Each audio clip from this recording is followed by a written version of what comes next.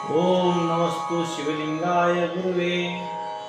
राष्ट्रसंत सद्गुरू शिवलिंग शिवाचार्य गुरु मौली यांच्या जन्मोत्सवानिमित्त गुरुदेव चरितामृत या ग्रंथातील अध्याय 2 या ग्रंथामध्ये गुरु मौलींच्या जन्माची कथा वर्णन केलेली आहे. ती आपण श्रवण करूया. श्री गणेशाय नमः. श्री सांब सदाशिवाय नमः. श्री गुरुभ्यो नमः. सर्व विद्येचे दैवत असशी प्रत्यक्ष गणनाथ, लंबोदर वक्रदंत येसी धावून प्रार्थिल्या. गौरी नंदन मूषक वाहना, न कळे तुझा अगाध महिमा. ब्रह्मादी देव वंदिती चरणा, गजानना गणराया. असो आता किती करू स्तुती, मी तो अज्ञान मंदमती. नसे ज्ञान ना धैर्य चित्ती, कैसे करू आराधना. मी एक सामान्य संसारिक, धरेली म्हणे हृदयाकांक्षा एक. सद्गुरु सेवा कराया सेवक, तत्पर असे सेवेसी. अज्ञान सज्ञान करीती, अशी तुमची ख्याती. आता द्यावी मज स्फूर्ती, पुढील कथा प्रसंगी. असो आता श्रोते होऊन सावधान, पुढील कथा करावया श्रवण. स्वामीजीचे जन्माख्यान, सांगतो रे अवधारा. महाराष्ट्र संतांची भूमी थोर, त्यात जिल्हा एक लातूर. लातूर जिल्ह्यात वरवाड राजूर, पावन पवित्र ते. तिथे माहेश्वर घराण्यात, माता प्रयागबाई पिता विश्वनाथ. हे कुटुंब या वस्तीत सदाचार संपन्न नांदती. स्वामी होते संस्कृत पंडित, सांगती पुराण कथा पूजा पाठ. विशेषतः पुरोहित करीत दैनंदिन कार्य ते. प्रयागबाईचे माहेर कवठाळे, थोर पवित्र शीलवंत कुळी. अति धार्मिक ती मंडळी, सदाचार संपन्न. जन्म घेतला त्या कुटुंबात, बालपणापासून अति शांत. घरकाम पती सेवा हे वृत्त, मनोभावे करीती त्या. आलेल्या अतिथीचे सादर, इष्टलिंग पूजा सह शिवाचार. करीती सुखी संसार, धर्मनिष्ठा निरंतर. लग्नानंतर काही दिवसात, एक बाळ जन्मले कुशीत. त्याचे नाव ठेवले मन्मथ, विधियुक्त पद्धतीने. त्या काळी मन्मथ हे नाव, अपरिचित होते नव्हते कोणालाही ठाव. गावात ना लातूर जिल्ह्यात हे नाव, कोणी कधीच ना ऐकिले. नाच गरिबी ना शाही, कशाची कमतरता नाही. घरची परिस्थिती जेमतेमही, बघता बघता 3 वर्ष लोटले.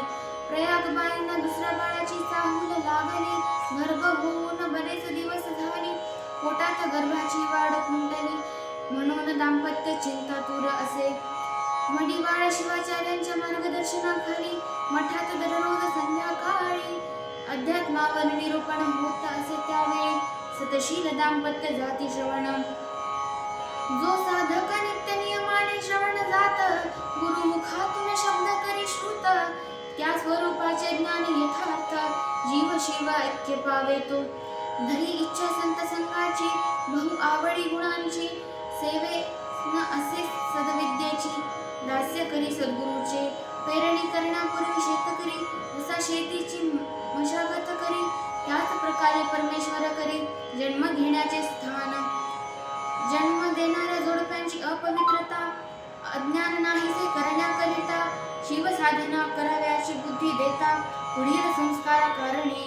आजपर्यंतच्या पृथ्वी तलावर ज्या ज्या संतांनी घेऊन अवतार, जन उद्धाराचे कार्य सविस्तर केले असे संत सज्जनाने. माता पित्याला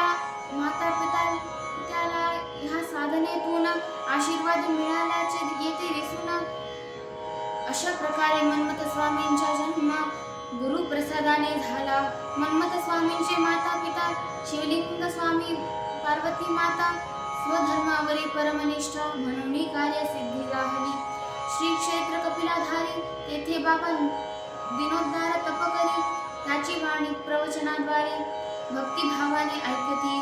पुत्र प्राप्तीची मोठी खंत त्यांना मनापासून वाटत.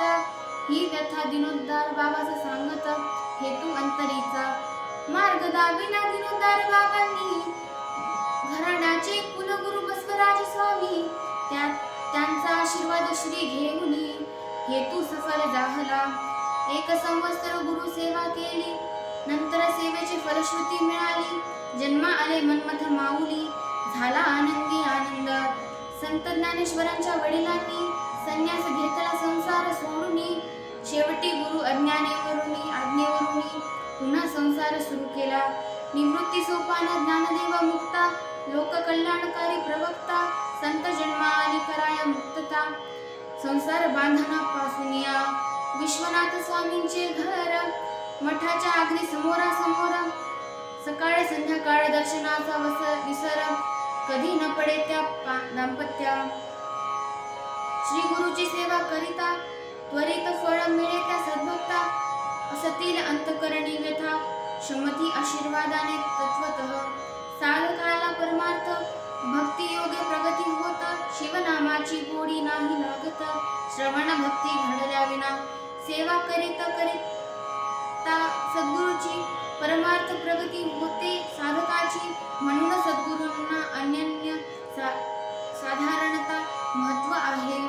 मडिवाळ शिवाचार्य यांच्या सानिध्यात श्रवणाचा लाभ घेत 3 वर्षाचा काळ लोटला जात. आश्चर्य विपरीत झाले. प्रयागबाईसह विश्वनाथ स्वामी, गर्भाची वाढ होईना म्हणून काळजी वाटू लागली मनी. दुःखी होती अंतकरणात. अखेर त्या दाम्पत्यानं अनन्य भावे सद्गुरूशी शरण जाऊन मडिवाळ शिवाचार्यांच्या चरणी लोटांगण घेतले. शेतकरी जमीन कसतो, बी पेरतो, खत घालतो, पाणी देतो. जे हातात आहे ते सर्व करतो. परी पीक हाती येणे देवाचे अधीन. मानव अज्ञानवश होऊन मी करता आहे, मी भोगता समजून. अभिमानाने सर्व कर्म स्वतःवर लादून दुःखी होतो शेवटी. आता मी कुणाचे न धरीच आस, आमचा विश्वास तुझे पायी. मारी तारी चित्ती आहे ते करावे, आम्ही जेवे भावे शरण आलो. हे गुरुराया आम्हाला, तुझं विण कोणी नसे तारण्याला. मनोभावे शरण तुम्हाला, मारी अथवा तारी. महाराज तुम्ही दयाचे आगर, पूर्ण कृपेचे भांडार. आम्ही शरण आलो चरणावर, कृपा करावी महाराज. त्यावेळी मडिवाळ शिवाचार्यांनी बाळाची वाढ होईल असे सांगूनी, हा पुत्र मठाला दान म्हणून द्यावा लागेल. असे उत्तर ऐकल्यानंतर दोघे करू लागले विचार. कुल परंपरेनुसार हा वटू म्हणून अर्पण केला. भूमी उजळून टाकणारा, धर्मजागृती करणारा, तेजस्वी पुत्र होईल खरा. ऐसा आशीर्वाद दिला श्री गुरुने. प्रत्यक्ष शिवानेच आपल्या कुशीत प्रवेश केला. ऐसा तीज साक्षात्कार झाला.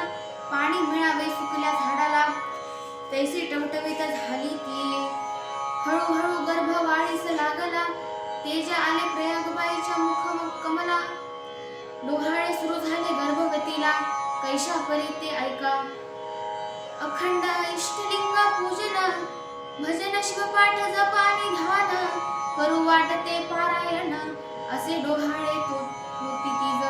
मडिवाळ शिवाचार्यांच्या कृपेनं 3 वर्षांच्या नंतर जाण, गर्भाची वाढ होऊ लागली म्हणून चर्चा सुरू झाली राजुरी. काळ लोटला 6 महिन्यांचा. संत शिरोमणी मन्मथांचा गुरुकृपेने जन्म झाला सांचा संगमेश्वराच्या. त्याचप्रमाणे शिवलिंग बाळाचा आशीर्वाद घेऊन श्री गुरुचा. जन्माआधी लिंग गर्भाची धारणा, शिव पंचानन सुखजांचा. मडिवाळ शिवाचार्यांनी प्रयागबाईच्या गर्भ लागुनी इष्टलिंग धारणा करुनी 8व्या महिन्यात जसे बसवेश्वर आईच्या गर्भात राहिले 3 वर्षापर्यंत, त्याचप्रमाणे शिवलिंग बाळ गर्भात 3 वर्षापर्यंत राहिले. गर्भाची वाढ पूर्ण झाली. ज्ञान सूर्य उगवण्याची वेळ आली. प्रयागबाईंनी प्रस्तुत कळा सुरू झाली बाळांतपणाच्या. गेल्या 3 वर्षापासून ज्यांची वाट पाहती तो क्षण प्रयागबाई सह विश्वनाथ स्वामीनं तो क्षण पातला. ब्रह्ममुहूर्तावर अमृत योगावर फाल्गुन शुद्ध तृतीया रोज शनिवार 25 फेब्रुवारी सन 1917 पहाटे 3 वाजता बाळ जन्मले. एका तेजस्वी दैदिप्यमान पुत्राला प्रयागबाईंनी जन्म दिला. मठ परिसरात आनंद वर्तला पुत्र झाला म्हणून. पुत्राची वार्ता समजताच राजुरी आनंदल्या सर्व नरनारी येतात विश्वनाथ स्वामींच्या घरी पुत्र मुख पाहावया. 5वे दिवशी स्वामी मडिवाळ बाळाचे पाहावया मुखमंडळ. सुंदर तेजस्वी ऐसे पाहून या बाळ आनंदले श्री गुरु. पाहून या निळकंठा डोळा भरियला ताठा. प्रेम सुखाचे उमाळे जैसा सिंधू उचंबळे. बाळाचे मुखमंडल पाहिले तत्वतच देहभान विसरले. बाळाच्या ललाटावरी लाविले भस्म स्वहस्ते.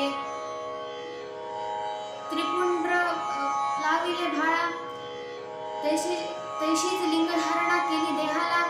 ललाटावरी त्रिपुंडाने बाळाच्या चेहऱ्याला शोभा आली अप्रतिम.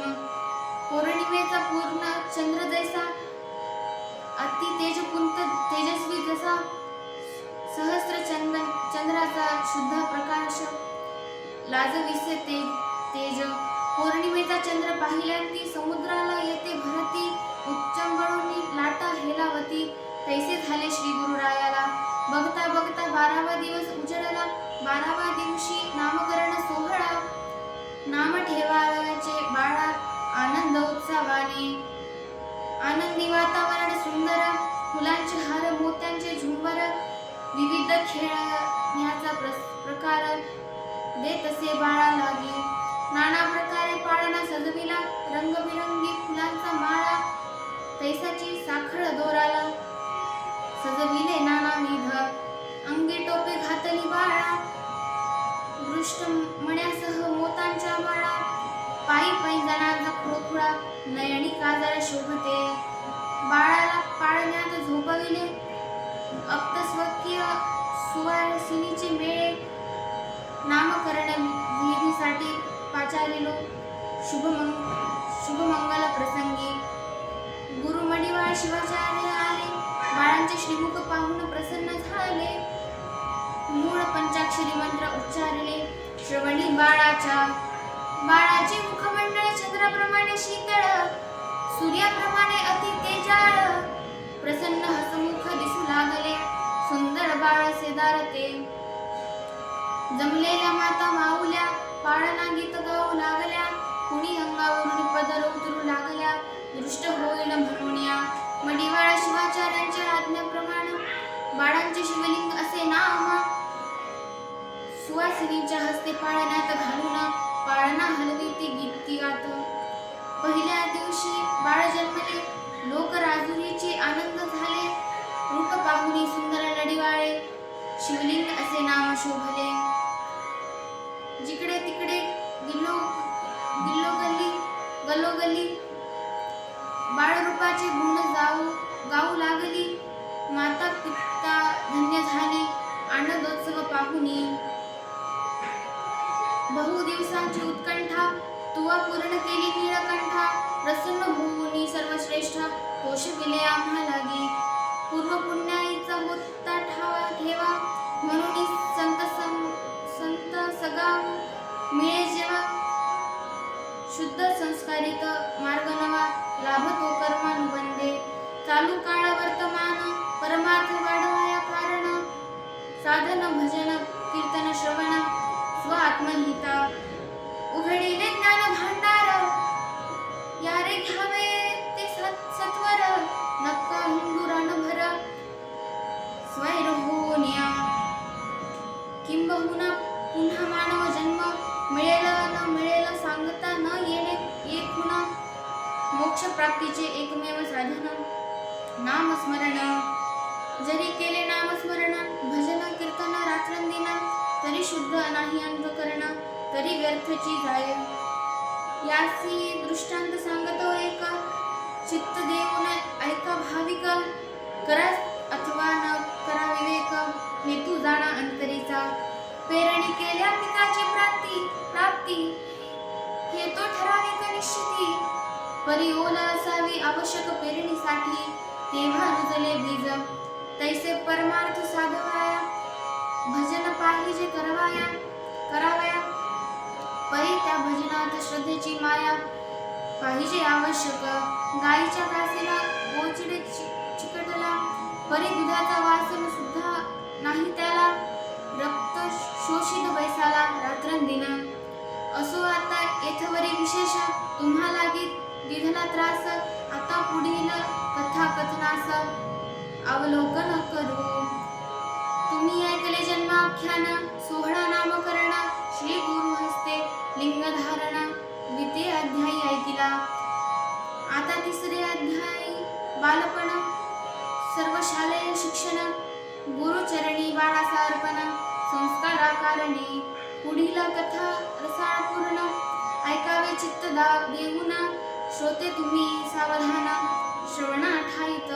इति श्री शिवलिंग शिवाचार्य कथामृत परिसोत भाविक समस्त किंकरदास बाबा कृत दुसरा अध्याय समाप्त श्री सांब सदा शिवार्पण नमस्तु संत शिरोमणी नमस्वामी महाराज की जय राष्ट्रसंत सद्गुरु शिवलिंग शिवाचार्य महाराज की जय।